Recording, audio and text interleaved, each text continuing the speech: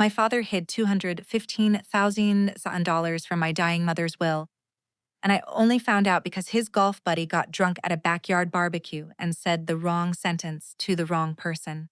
I was standing 6 feet away with a paper plate of potato salad in my hand. I heard every word. And the worst part, the part I still can't quite explain to myself, is that the first emotion I felt wasn't rage. It was recognition. Like a number that had been off by exactly that much in my head for 2 years suddenly clicked into place. My name is Maren. I'm 38. I spend my working days reading bank statements the way other people read novels, looking for the sentence that doesn't belong. I was the daughter who slept in the hospital chair. I was the one who learned how to crush my mother's pills into applesauce because she couldn't swallow them whole anymore. I was the one who held her hand the night she died in our living room, while my father stood in the kitchen reorganizing the spice rack because he didn't know what else to do with his hands. And 6 months after we buried her, he was hiding money she'd had asked him to leave to me. I want to tell you this story the way it actually happened, not the clean version. Not the one I rehearsed for the lawyer, the real one. Because by the end of it, you're going to understand exactly why I did what I did next. And they didn't expect it, not one of them. Let me back up to before any of this started, so you understand who I was before I became the woman in this story. My mother's name was Helena, and she was the soft center of our family. My father, Leonard, was the structure, she was the warmth, he was the wiring. That's how I described them to a therapist once, in the months after she died, and the therapist nodded the way therapists do when you've handed them something useful. I was proud of the metaphor at the time. I don't trust it anymore, because when zing without warmth is just a fire waiting for the right night. We lived in Bellingham, on a street where every house had a wraparound porch, and every porch had a flag. My father had been an aerospace engineer at a contractor down in Everett for 32 years. He retired at 63 2 years before my mother's diagnosis. He was a deacon at First Lutheran. He coached Little League into his 50s, even after my brother Rhett aged out of the team. People in our town used the same 3 words about him over and over for as long as I can remember. Decent, solid. If you had asked anyone in our church who the most trustworthy man in the congregation was, they would have said Leonard before they finished hearing the question. I believed it too. For almost 4 decades, I believed it. My brother Rhett is 2 years older than me.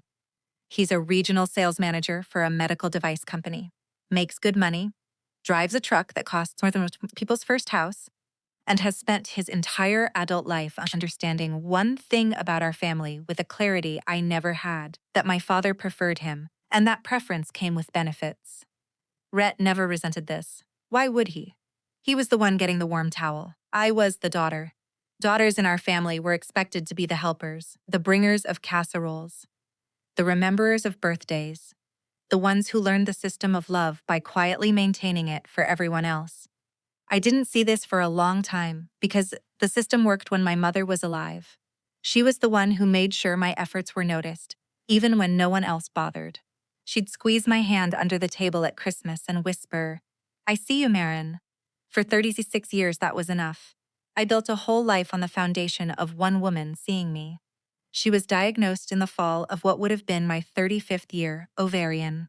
Stage 3, the kind of news that turns a hallway into a tunnel. I remember the oncologist's office had a print of a sailboat on the wall, and I stared at it while she explained the survival statistics, because I couldn't bear to look at my mother's face while a stranger described how long she might have left. I quit nothing officially. I just slowly rearranged my entire life around her. I went down to 4 days a week at the firm. I drove up from my apartment near downtown every morning to make her breakfast. I learned the names of 17 different anti-nausea medications and which ones canceled each other out. I learned that hospice nurses are angels who happen to wear scrubs. I learned that there is a particular smell to a house where someone is slowly dying, and that no candle ever made can mask it, and that you stop trying after a while because pretending is its own kind of exhaustion. My father, during this time, did what my father always did. He kept the wiring intact. He paid the bills. He drove her to appointments when I couldn't. He sat by her bed in the evenings and read aloud from her favorite mysteries, even though he hated the genre. I want to be honest with you here because the Storzika doesn't work if I make him a monster from the beginning. He was not absent. He was not cruel. He was in his way present. He just wasn't soft. He couldn't be. Softness was her job and she was disappearing. There was one night, about 4 months before she died, when I came in from the kitchen and found him sitting on the edge of her bed, holding her hand and crying. Not loudly. Just shoulders shaking, his head bent forward. He didn't see me. I backed out of the doorway and stood in the hall and pressed my forehead against the wall until I could breathe again. I want you to remember that moment. Because for a long time after everything else happened, that was the image I held on to when I needed to believe that he had loved her. He did. I'm certain of it. But love and integrity, it turns out, are not the same currency. 3 specific things happened in the last year of her life that I rationalized at the time, and which I would later look at the way I look at a suspicious ledger, as evidence I had refused to read. The first was the change to the medical power of attorney. In the spring, before she died, my father came home from the lawyer's office and told me very casually that they had updated some paperwork. Just housekeeping, he said. Nothing for you to worry about. I asked what kind of housekeeping. He waved his hand. Just the medical stuff. Making sure it's all in order. I found out 8 months later that he had quietly removed my name as her secondary medical decision maker and replaced it with Rhett, who lived in Seattle and visited maybe once a month. I was the one feeding her. I was the one driving to the pharmacy at 10 at night. But on paper, my brother had been moved into the seat I was sitting in. I told myself it didn't matter. Paperwork is paperwork. I was there. That's what counted. The second was the conversation about the house. My mother's parents had left her a piece of land outside of town, about 4 acres with a small cabin on it, the place where we'd spent every summer of my childhood. She mentioned it to me one afternoon when she was lucid and the morphine hadn't kicked in yet. I want you to have the cabin, Maren, she said. Your father knows. We talked about it. She squeezed my hand the way she always did. Promise me you'll keep the bird on the windowsill. She had a little blue shrimp bird she'd bought at a craft fair in Anacortes maybe 15 years earlier. It sat above the kitchen sink at the cabin. She loved that bird the way other people love photographs, I promised her. I didn't write it down. I didn't ask her to put it in writing. She was tired. She was dying. The idea of pulling out a notepad and asking my mother to formalize a deathbed wish felt obscene to me at the time. I trusted my father to honor it. That was the deal we had. He was the wiring. I was the warmth. We held the family up together. The third thing was the smallest, and in some ways the worst. About 6 weeks before she died, my mother asked me to bring her the small jewelry box from her dresser. She opened it and took out a thin gold chain.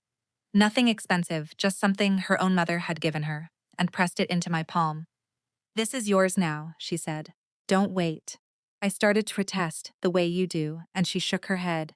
Don't wait, Maren. Things get complicated after. I told her she was being morbid. She smiled the tired smile she'd developed for handling me. I'm being practical, she said. There's a difference. I should have listened to that sentence with both ears. Things get complicated after. She was telling me something. I heard it as the wandering thought of a dying woman. It wasn't. It was a warning from someone who had been married to Leonard for 41 years and knew exactly what he was capable of when no one was watching.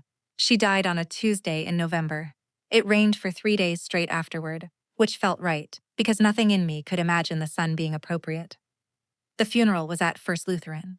240 people came. My father stood at the front in his good dark suit and shook every hand and accepted every casserole and thanked every neighbor by name, and I watched him do it and thought, this is what he's good at. Holding the structure together when the warmth is gone.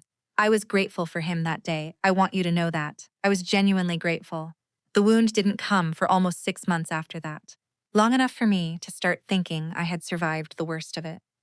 Long enough for me to go back to 5 days a week at the firm, to start cooking real meals again, to remember what it felt like to laugh without immediately feeling guilty about it. Long enough to lower my guard. It was a Saturday in late May. My father was hosting a barbecue.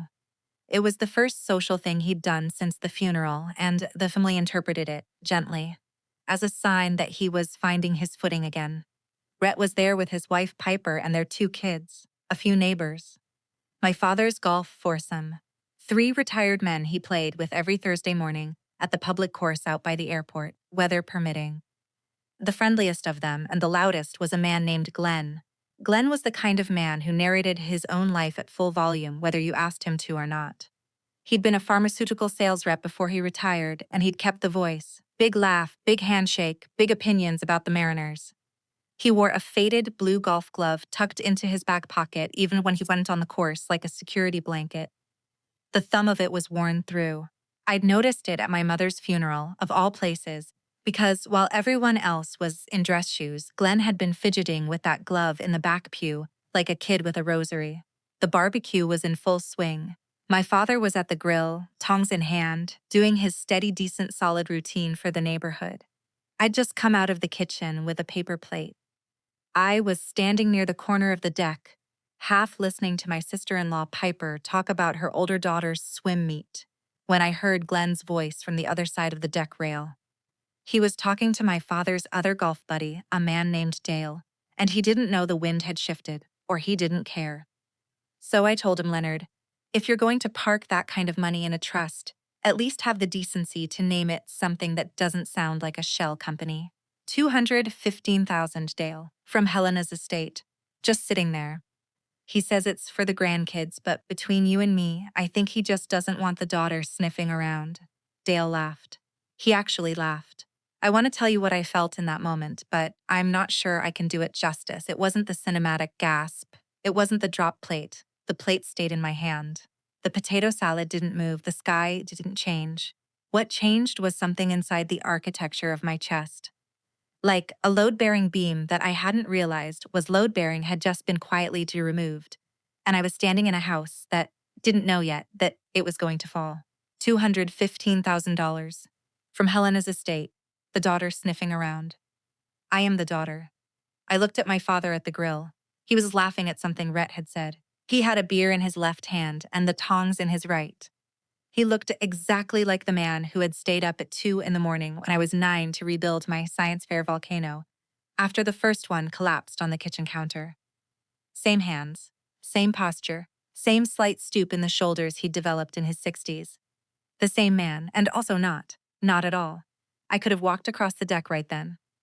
I could have set the plate down on the railing, crossed the 6 feet of cedar boards between us, and asked him, in front of every neighbor and every golf buddy and my brother and my sister-in-law and the kids, what Glenn had just been talking about. I could have. There was a version of that Saturday afternoon where I did exactly that, and the whole town would have known by sundown, and my father would have spent the rest of his life trying to explain himself to the deacon board. I didn't do it. I want to be honest about why. It wasn't strategy yet. It wasn't even self-control, really. It was something older and uglier than either of those. It was the same thing that had kept me quiet at every Thanksgiving for 30 years. The same thing that had let me accept being moved off the medical power of attorney without asking a single question. It was the family rule, the one my father had said to me so many times I could mouth the words along with him. We don't air our laundry, Maren. He'd said it the first time when I was 11 and had told a friend at school that my parents had been fighting. He'd said it again when I was 24 and tried to ask, at a holiday dinner, why my brother had been given the down payment on his first house when I was paying my own way through grad school. We don't air our laundry. The Tilden family does not have problems in public. I stood there with the plate in my hand and I let the rule do what it had always done. I swallowed it. I smiled at Piper, who hadn't noticed anything. I said, "That's so great about Aubrey's swim meet. You must be so proud," in a voice that came out of my mouth as if someone else was operating the controls. I walked back into the kitchen. I set the plate down on the counter. I looked at the blue ceramic bird my mother had bought at that craft fair, which my father had moved from the cabin's kitchen windowsill to the windowsill above the sink in the main house after she died. To keep her close, he'd said at the time. The bird looked back at me. I'm not a woman who believes in signs. I read financial statements for a living. But I swear to you, in that moment, the bird looked back at me. And I understood, in a way I had not understood 5 minutes earlier, that my mother had known. She had known. Things get complicated after. Don't wait. I went home that night, and I did not sleep. I sat on my couch in the dark with a glass of water I never drank, and I stared at the wall, and I let myself feel, for the first time in my life, the full weight of what it had cost me to be the good daughter. Every casserole, every hospital chair, every swallowed comment at every dinner, every time I'd let my father say, "We don't air our laundry," and accepted it as wisdom instead of as the muzzle it actually was. By morning, I had a plan, not a finished one, just the beginning of one. I knew 3 things. I knew Glenn had told the truth, because Glenn was too lazy to invent a lie that specific. I knew my father had hidden the money for a reason, and that reason had a shape I could find if I looked. And I knew that I had one advantage no one in my family had ever bothered to think about, because daughters in our family weren't supposed to be the dangerous ones. I read financial documents for a living. I had spent 14 years learning how money hides. The first thing I did was call my mother's oldest Davin's friend, a woman named Ruth, who had known her since they were both in nursing school in the late 1970s. Ruth was 73 years old, sharp as a paring knife, and had been a hospice volunteer for 2 decades after she retired. She'd been at our house almost every day in the last 6 weeks of my mother's life. She'd held my mother's other hand the night she died, while I held the one closest to me. If anyone alive knew my mother's actual wishes, it was Ruth. I drove out to Ruth's place on Sunday morning. She lived in a small house on a corner lot with a garden that looked like something out of a magazine. She opened the door before I knocked. "I wondered when you'd come," she said. Just like that. Not, "Good to see you," not, "How have you been?" I wondered when you'd come. I stood on her porch with my hand still raised, and I felt something behind my ribs come loose. We sat in her kitchen, and I told her what I'd heard at the barbecue. I told her about the cabin, the medical power of attorney, the gold chain, the conversation about "don't wait, things get complicated after." I told her everything I had been holding alone for 24 hours, and she listened the way she had listened to dying people for 20 years, without interrupting, without performing sympathy, just present.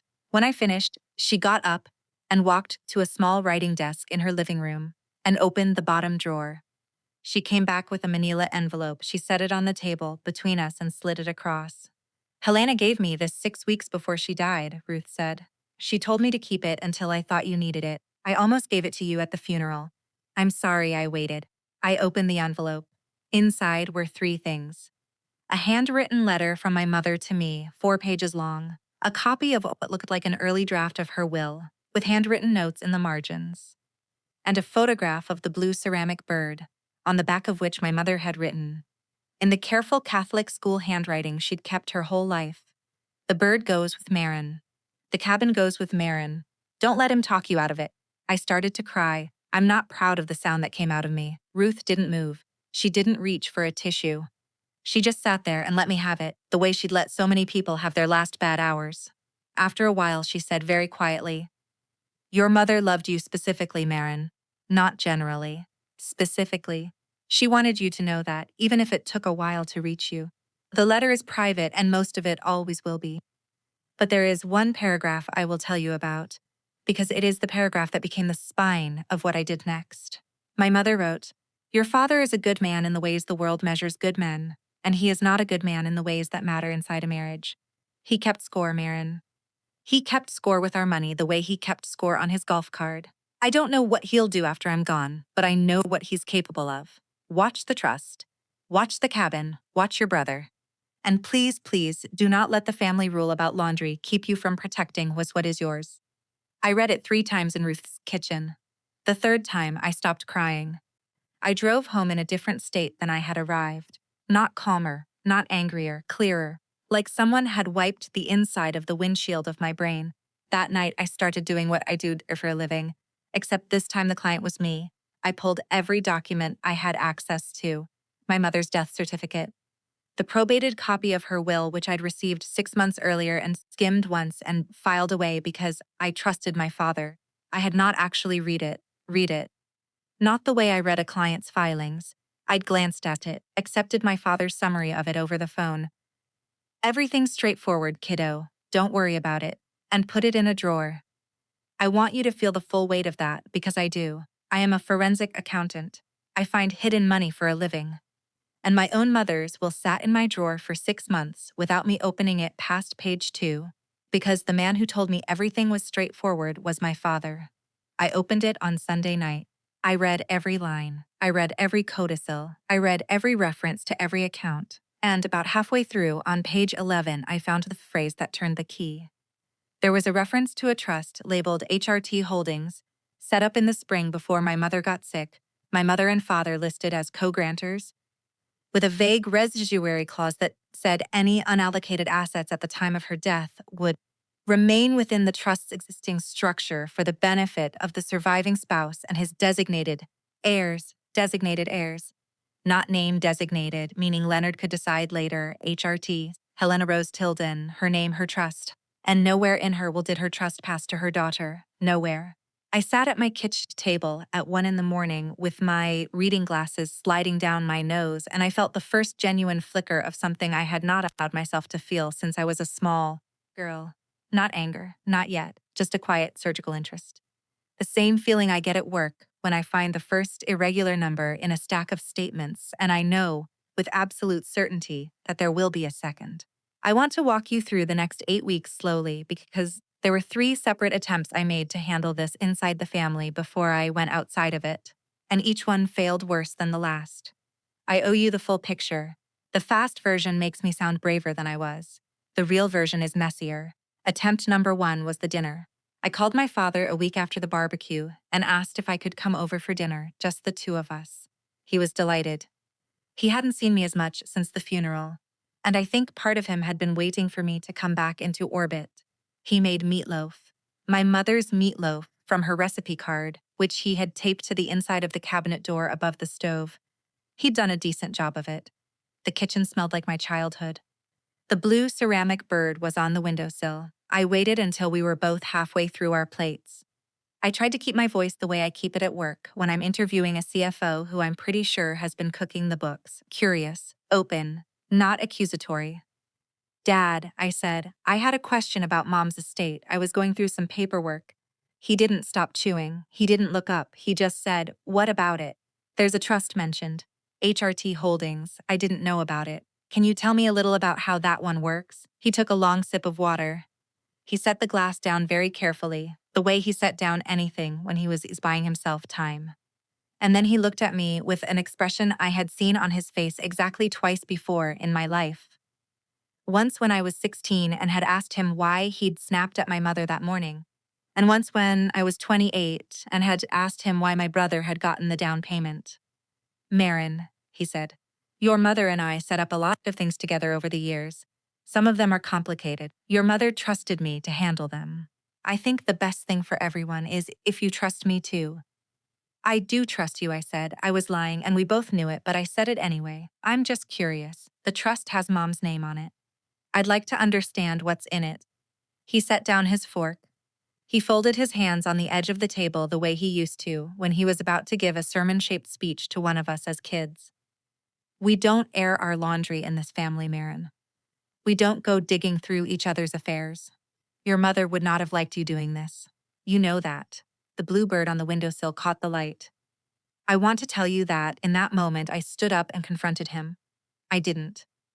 The 38-year-old daughter at the table that night was still partly the 11-year-old who had been told that the family did not have problems in public. I felt her in my chest. I felt her shrink. Okay, Dad, I said, I was just asking. He smiled. He actually smiled. He reached across the table and patted my hand. Good girl, he said, let me handle the money stuff.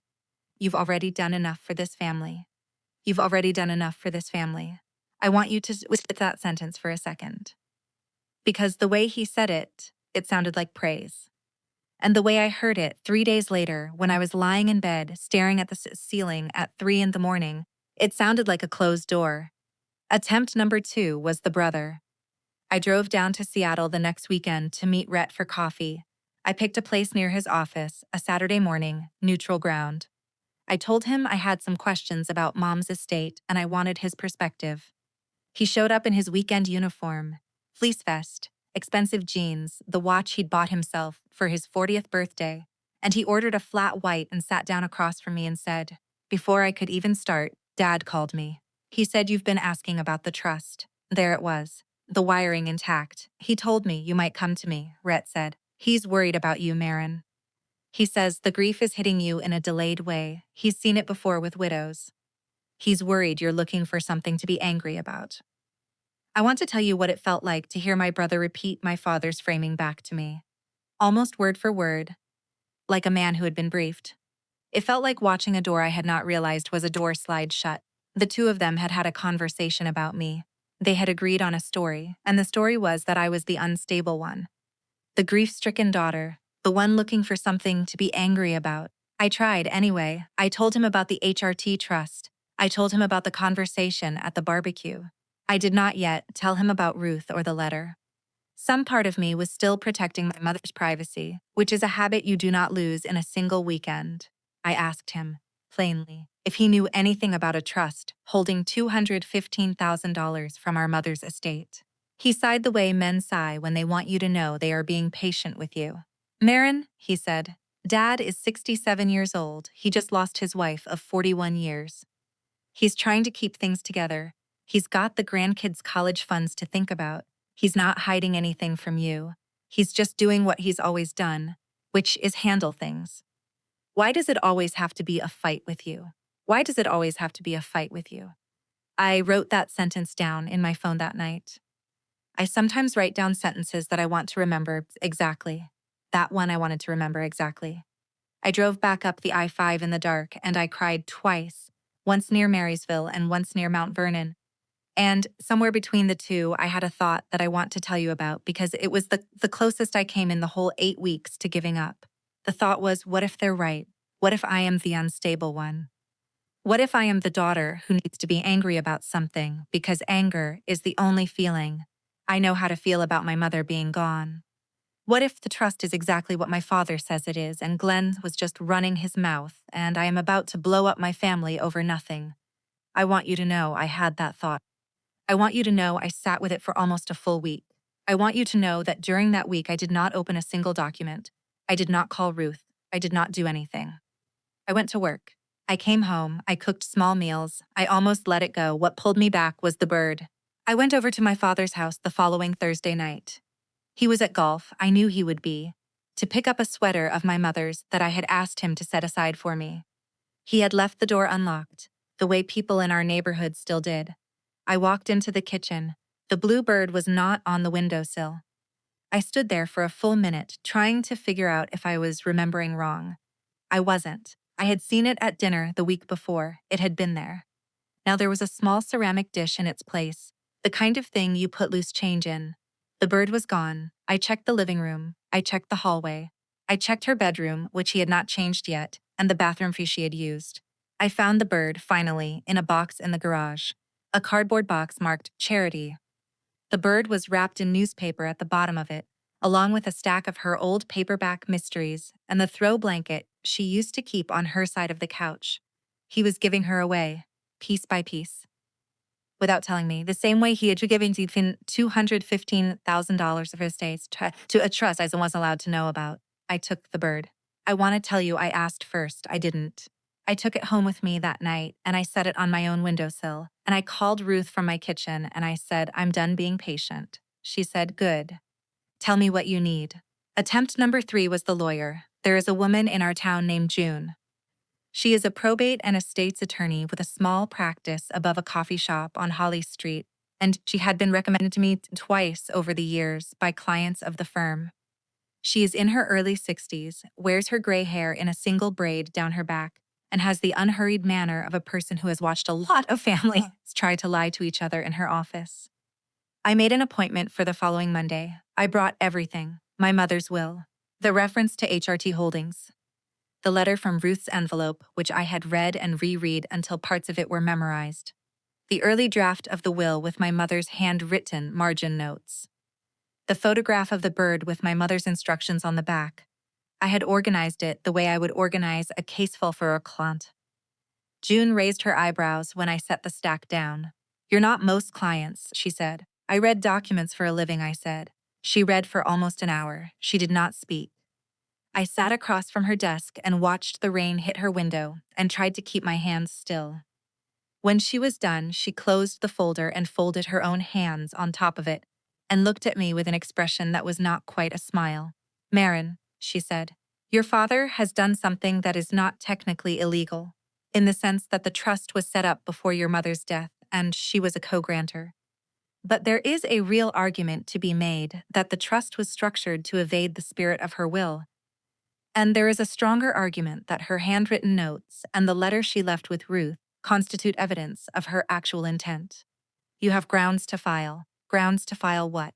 A petition for instructions in probate court, to compel disclosure of the trust's assets and to argue that the residuary clause is being applied contrary to the decedent's documented intent.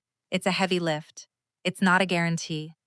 But you have the documents, and frankly, you have me, which I will say without false modesty is not nothing in this county. I sat there and stared at her. If I do this, I said, my father will never forgive me. She did not look away. Maren, she said, your father has already made his choice about forgiveness. He just hasn't told you that yet.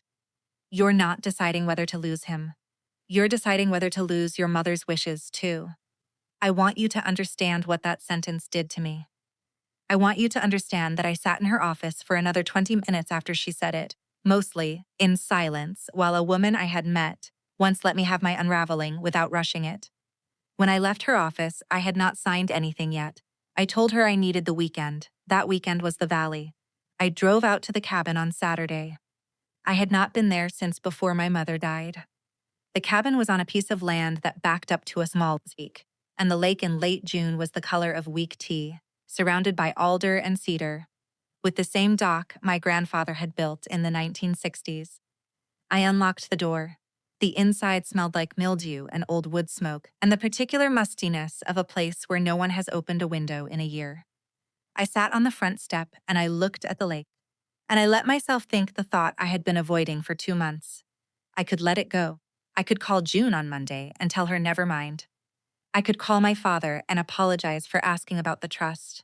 I could go back to being the daughter, the one who brought casseroles, the one who kept the family rule intact. I could keep him. He would still be my father. He would still come to my birthday dinners. He would still call me kiddo. He would still be the man who rebuilt the volcano at 2 in the morning when I was 9. The cost of keeping him would be small in some ways. It would just be every single thing my mother had asked me in her last lucid weeks to do. I sat on that step for what felt like a long time. The lake did the thing lakes do, which is to give you back your own face without judgment. And somewhere in there, I had a thought that I want to tell you about, because it is the moment everything changed, and it was not dramatic. The thought was, my mother is not coming back. She is not going to walk out of that cabin and tell me what to do. She already did. She wrote it down. She gave it to Ruth. She wrote on the back of the photograph of the bird. She told me with the last clear hours of her life exactly what she wanted. And the only reason I am still sitting on this step, pretending to decide, is that I am hoping my father will somehow turn into a different man by Monday morning. He is not going to. He is who he is. He has shown me who he is. And the question is not whether I can forgive him. The question is whether I can forgive myself if I let him erase her. I called June on Monday morning at 8:02. She picked up on the second ring. I'm in, I said. Good, she said. Come in at 1. Bring a check. I want to tell you that the next part felt powerful. It did not.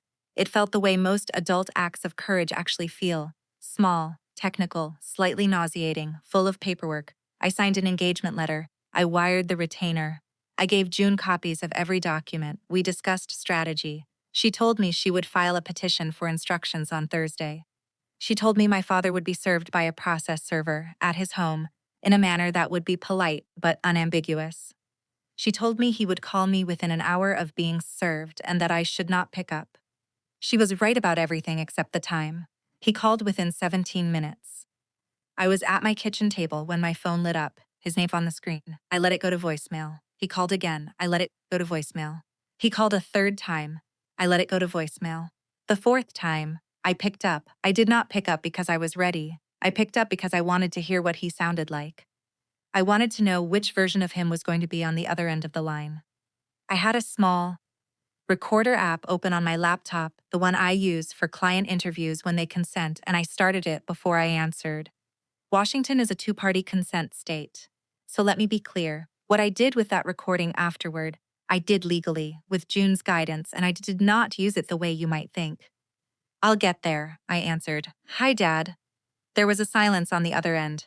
the kind of silence a man makes when he is choosing between three different opening sentences. He chose the worst one. "Maren," he said, "what the hell have you done?" I want to tell you what his voice sounded like, because in 24 years of being his daughter, I had heard him raise his voice maybe 4 times. He was not raising it now, he was doing something worse. He was making it small and cold, the way a man does when he is trying to make you feel like you are the unreasonable one for forcing him to use that voice at all. "I filed a petition in probate court," I said. "You'll have the paperwork in front of you. I'd recommend you read it before we talk. This is your mother's estate, Maren. This is your mother's name on these documents. You are dragging your mother through a courtroom over what?" "Over $215,000, I said, "that you hid in a trust you didn't tell me about." The silence that followed was the longest one of my life. I could hear his breathing. I could hear, faintly, a television in the background. He watched the news at that hour. I waited. "Who told you that number?" That was the moment. That was the crack. He didn't deny the number. He didn't ask what I was talking about. He asked who told me. He wanted to know which of his friends had betrayed him. He wanted to know the leak, not refute the claim. In my line of work, that is what we call an admission against interest, and it happens more often than people think, because guilty men are bad at the first 60 seconds of a phone call. "It doesn't matter who told me," I said. "It matters that it's true." "Maren," he said. Now his voice did something I had not heard before, a kind of strained warmth, the verbal equivalent of a hand on your shoulder. "Maren, sweetheart, you are not yourself. You have not been yourself since your mother died. I have been worried about you. Rhett has been worried about you. We have all been worried. This is not who you are. You are not a person who does this to her family." Whatever Glenn said at the barbecue, and I know it was Glenn, because Glenn cannot keep his mouth shut for 30 seconds, whatever he said, he doesn't know the full picture. There is no hidden money. There is a trust that your mother and I set up together to protect the grandkids. That is all it is. You are about to embarrass yourself in front of a judge, in front of this town, in front of your brother, and you are going to look back on this moment and you are going to wish you had picked up the phone and just talked to your father like an adult before you did something you cannot take back. It was a beautiful speech. It really was. He had clearly been rehearsing it for the 17 minutes between being served and dialing my number. It had everything: the concern, the unity of we, the named scapegoat, the appeal to the family rule, even if he didn't use the laundry phrase out loud, the threat about the town, the promise of a clean off-ramp. He was reaching for the guilt weapon, and he was reaching for it expertly with both hands, the way a man reaches for the tongs at his own barbecue. I want to tell you that I had a brilliant response prepared. I did not. What I had was the cabin step, and the lake, and the photograph of the bird with my mother's handwriting on the back. I had a memorized paragraph of a letter. I had Ruth's kitchen and June's office and 8 weeks of not sleeping. I had 215,000 reasons not to be small in this moment. "Dad," I said, "I'm going to say one thing, and then I'm going to hang up. I am not embarrassing myself. I am not unstable. I am not doing this because I'm grieving. I am doing this because Mom asked me to." She left instructions. She left them in writing. She left them with someone she trusted because she did not trust you, and she was right not to. We're going to do this through the lawyers from here on out. I'm not picking up the phone again. "Maren, goodbye, Dad." I hung up. I sat at the kitchen table and I shook. I shook for almost a full minute. My hands were on the edge of the table, and they were shaking the way they used to shake when I had to give presentations as a junior associate. I had not raised my voice, I had not cried, I had not called him a single name. And I was shaking like I had run a mile uphill, because what I had just done was the hardest thing I had ever done, and almost no one watching it from the outside would have understood why. The bird was on my windowsill. I looked at it and I said out loud to a piece of ceramic, "I did it, Mom," and I meant it. What happened over the next 3 months was not a movie. June filed. My father retained his own attorney, a man from the same firm where he and my mother had originally drafted the trust, which June flagged as a conflict and used to her advantage. There were discovery requests. There were depositions. There was a moment, about 5 weeks in, when my father's attorney tried to argue that I had no standing to challenge the trust because the residuary clause was discretionary. June dismantled that argument with the kind of patient precision that I recognized from my own work. She had the handwritten margin notes. She had Ruth's affidavit. She had the photograph. She had my mother's voice on paper, which turned out to be louder in a courtroom than my father's voice on a Saturday morning phone call. Rhett called me twice in those months. The first call, he tried the patient older brother routine, the same one he'd used in Seattle, and I let him finish, and then I told him I loved him, and I hung up. The second call, about 6 weeks in, he asked me, in a different voice, whether I had evidence that Mom had wanted the trust money to go to me. I told him I did. He was quiet for a long time. He said, "Can I see it?" I said, "Talk to Ruth." He said, "Okay." That was the last conversation we had for almost a year. The crack in the villain, and I owe you this because I told you I would give it to you, came at the deposition. My father sat across a conference table from June in a small windowless room on the 4th floor of an office building in downtown Bellingham, and he answered questions for almost 3 hours. He was good for most of it. He had been coached. He was steady, decent, solid. 67 years of public reputation behind every sentence. June was patient. She was building. She finally got there at the 2-hour, 40-minute mark. She asked him, in a tone so mild it was almost gentle, whether his late wife had ever expressed to him, verbally or in writing, a wish for any specific assets to pass to their daughter, separate from what was in the formal will. He started to say no. He got the end sound out, and then he stopped. He stopped and he looked down at the table for a long second. And then he said, very quietly, "She talked about the cabin." His attorney's head snapped up. I watched it happen. "Could you elaborate, Mr. Tilden?" June said. "She talked about the cabin going to Maren," he said. "She said it more than once, toward the end. And did you take any steps to honor that wish?" He looked up at me then, across the table. For the first time in the entire deposition, he looked at me the way he had looked at me when I was 9 and the volcano had collapsed. And for one terrible second, I thought he was going to cry. "No," he said, "I didn't. I want to tell you what I felt in that moment, because it was not triumph. It was the closest I have ever come to feeling sorry for him. He was 67 years old. His wife was dead. His daughter was sitting across a conference table, making him say out loud, in front of a stenographer, that he had failed her. He was a man who had built his entire identity on being steady, and he was watching that identity get itemized, line by line, in a deposition transcript that would exist forever. He didn't apologize. He didn't ask for forgiveness. He just said, "No, I didn't." And then he asked for a break, and his attorney called a recess, and they walked out of the room.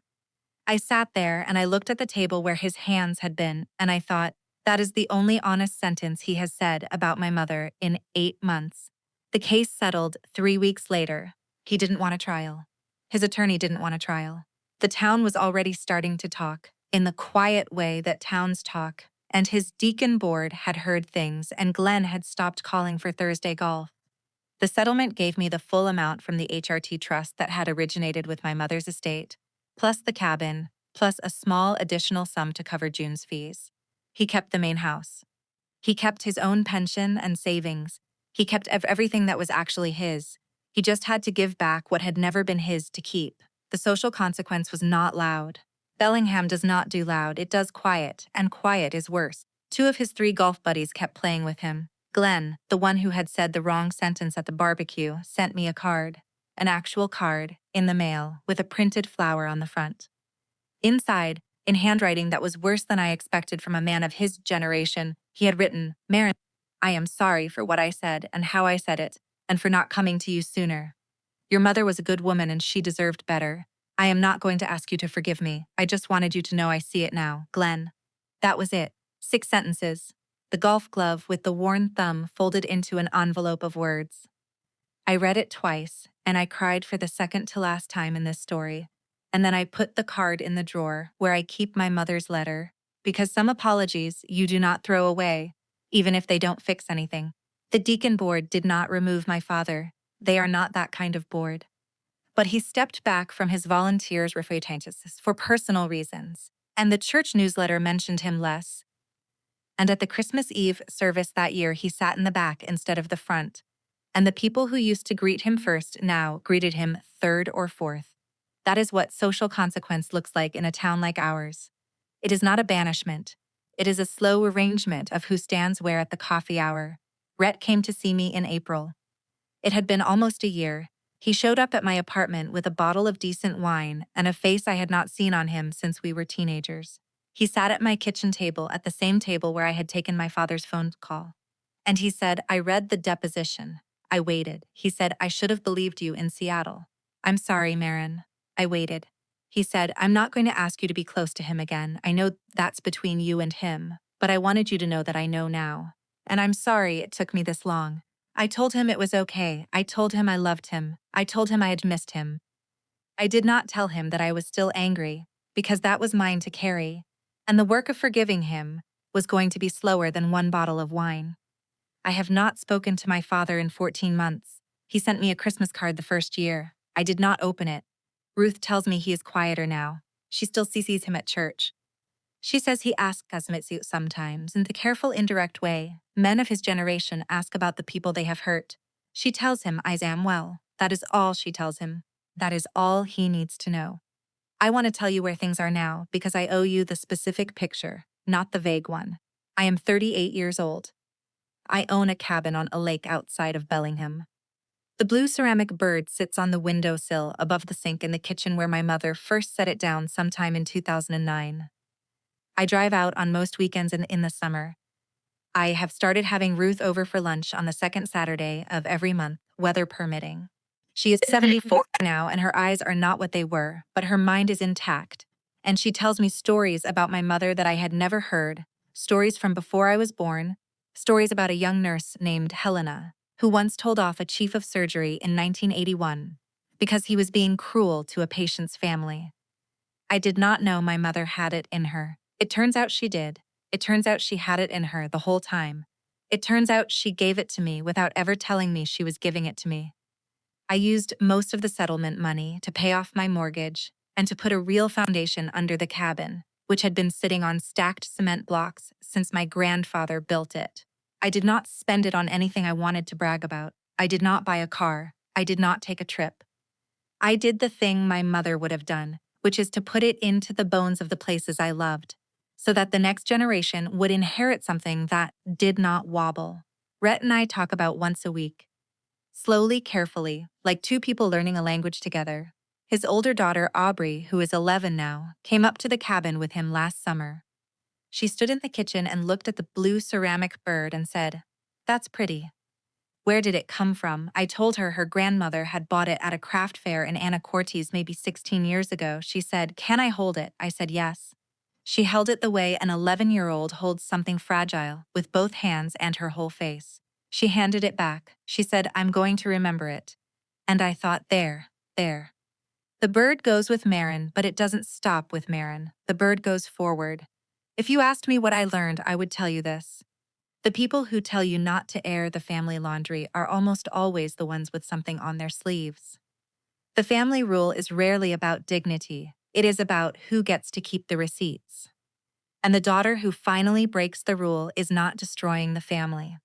She is just finally telling the truth about a family that was already broken and that everyone else had agreed to call whole because calling it whole was easier than fixing it. I am the daughter who broke the rule. I do not regret it.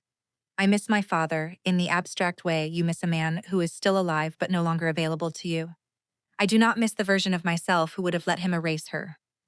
That woman was not me. She was the shape I had taken on to survive a household where warmth was a job and wiring was a weapon. I am not her anymore. I do not think I will ever be her again. Here is the line I want you to take with you, if you take only one. Some people in your life are going to mistake your patience for permission. They are going to spend years thinking that, because you have not pushed back yet, you cannot. And the day they finally find out the difference, they are going to call you cruel and unstable and not yourself. And they are going to mean every word of it, because the version of you they built their comfort on is the version that doesn't exist anymore. Let them say it. The woman they are describing was never real. The one in the mirror is. And she is the one your mother was actually talking to every time she squeezed your hand under the table and said, "I see you." So I want to ask you something, and I want you to actually think about it before you answer, not in the comments necessarily. Just in your own head, in your own kitchen, the next time you are alone with the dishes. Who in your family told you not to air the laundry? And what exactly Were they hoping you'd never notice was on it?